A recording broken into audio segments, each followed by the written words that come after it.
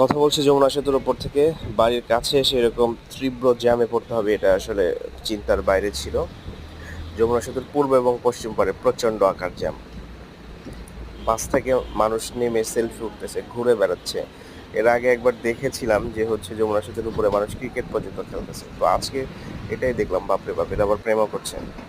যমুনা সেতু বিশাল একটা নদী এবং বিশাল একটা সেতু। আর যারা সামনাসামনি দেখেছেন তারা অবশ্যই জানেন। এই পাসটা আবার ফ্রি ছিল, যারা ঢাকা যাচ্ছিল তাদের জন্য যমুনা সেতুর পূর্ব এবং পশ্চিম এবং যমুনা সেতুর উপরটা ফ্রি ছিল, কিন্তু যারা ঢাকা হয়ে আসতেছে, মানে ঈদের এতদিন হয়ে গেছে তারপরেও আসলে বুঝতে পারলাম না যে হচ্ছে এত জ্যাম কেন। প্রায় 8 দিন 9 দিন হয়ে গেছে, তারপরেও হচ্ছে জ্যামের কবলে পড়তে হয়েছে। আমরা যারা ঢাকা হয়ে আসতেছি তাদের জন্য আসলে এই যানজটটা ছিল, কিন্তু যারা ঢাকা যাচ্ছিল তাদের জন্য এত জ্যাম ছিল না যমুনা সেতুর উপরে।